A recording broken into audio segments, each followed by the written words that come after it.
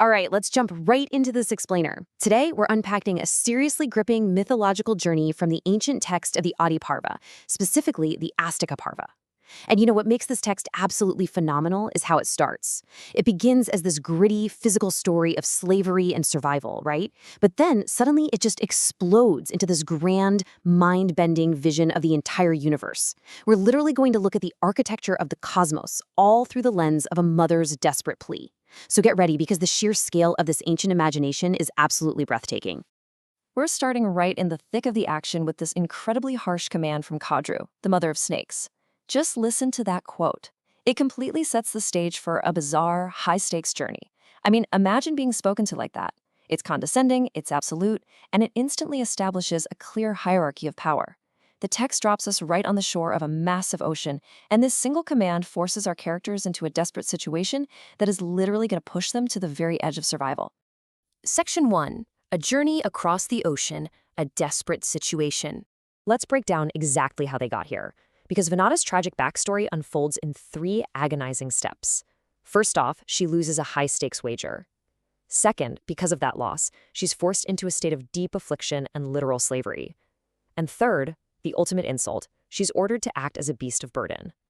Kadru demands that Vinata carry her to a remote, supposedly delightful region inhabited by the Nagas, deep out in the ocean. And here's the kicker. It's not just Vinata who's bound by this. Her son, Garuda, described as this magnificent bird of fair feathers, is roped in too. He's ordered to carry Kadru's children, the snakes, on his own back. Section 2. Scorched by the sun. Hostile environment. This part of the text brilliantly illustrates the sheer sensory contrast at the heart of this flight. On one hand, you've got Garuda. The text literally calls him a ranger of the skies. He's a being of immense strength and energy, effortlessly ascending higher and higher toward the blazing sun. But on the other hand, you have his passengers, the earthly snakes. They are absolutely not built for this altitude or this kind of extreme exposure. As Garuda flies higher, the snakes are completely scorched by the sun's intense rays. They actually start swooning and fainting from the life-threatening heat. The imagery here is incredibly visceral. You can practically feel the blistering heat radiating right off the backs of these creatures. Section 3. A mother's desperate prayer, desperate plea to gods. So here is the crucial turning point. This moment of sheer, terrifying physical crisis triggers a massive cosmic shift in our story. Seeing her sons dying, Kadru bows down and directs a frantic, deeply reverent prayer to the heavens. She isn't just asking for a little shade or a slight change in the weather. She's begging for the literal survival of her children. And this shift, from a localized, physical rescue mission into a direct dialogue with the divine, is exactly where the text completely opens up. And Kadru doesn't just casually ask for help. No, she invokes an incredible list of Indra's titles to summon his immense power as a protector. She's flattering him, sure, but she's also reminding him of his ultimate authority. She calls him the Lord of all gods, the slayer of demons like Vritra and Namuchi, the consort of Sachi, the one with 1,000 eyes, and Purandara. It's like she's laying out his entire divine resume to absolutely ensure he intervenes, pleading with the best of the deities to step up and be their great protector. Section 4. Indra as the universe, the cosmic shift. Pay close attention to how Kadru defines Indra here. She equates him with the literal physical elements. Obviously, she desperately needs water to save her scorched sons, so she praises Indra as the source of rain in torrents. But she goes way further than that. She says he is Vayu, the air itself. He's the propeller of the clouds, the fierce lightning of the skies, the roaring thunder, and even the fire. She's basically telling him, look, the very atmospheric conditions threatening my children and the ones that can save them are completely within your domain. But wow, it goes so much deeper than just the weather. Indra is framed here as the absolute limits of existence. She calls him the creator of the worlds and their destroyer. He's the unconquered light of all creatures. The text equates him with Aditya, with Vibhavasu, and incredibly, even goes as far as calling him Vishnu.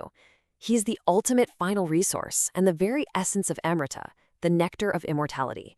In this moment, the text completely dissolves the boundaries between different deities and natural forces, merging them all into this one singular, all-encompassing force of Indra.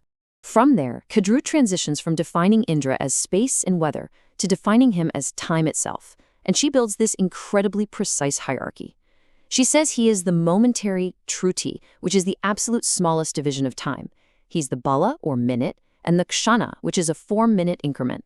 And from those tiny fractions, it scales all the way up. He's the lighted and dark lunar fortnights, the months, the seasons, and the full years. What's genuinely fascinating about this is the sheer obsession with measuring the cosmos. They are defining divine power right down to the literal minute. In these ancient epics, the divine isn't just some vague, abstract concept floating around in the sky. It is deeply analytical. The authors of the text wanted to quantify the infinite. By saying Indra is the Trudy just as much as he is the year, they're teaching us that divine presence exists just as much in the blink of an eye as it does in the passing of an entire era. It's just a magnificent way to think about how we actually experience time. Now, zooming back out from those microscopic increments of time, we see that Indra encompasses the macro-level physical world as well. He's the fair earth covered in mountains and forests. He's the firmament, resplendent with the very sun that is currently scorching the snakes. And he's the great ocean, described so beautifully in the text as having heaving billows and abounding with whales, the swallowers of whales, and those mystical aquatic creatures called makaras. This imagery covers every single layer of our physical reality, from the highest mountain peaks down to the deepest, most terrifying depths of the sea. Finally, we see that all of this immense cosmic power is tied directly back to human reverence and human action. After expanding Indra to fill the entire universe, space, time, weather, and the oceans, the text completely grounds him back in the human realm. Indra is the ultimate receiver of the soma juice and the clarified butter offered in sacrifices. He is adored by wise rishis deep in contemplation and worshipped by learned brahmanas studying the Vedas and Vedangas. And this brilliantly illustrates how human rituals are seen as maintaining a direct, vital link to this overwhelming, universe-sustaining power. So I'll leave you with this final thought about the mind-bending scale of these ancient texts. When you go through an explainer like this, traversing from a mother's panicked plea for her sunburned kids, down to the 4-minute Krishna, and then all the way back out to the very creator and destroyer of worlds, well, it really forces us to reconsider our own perspective. Why do ancient epics measure the divine cosmos in both thousands of years and mere minutes?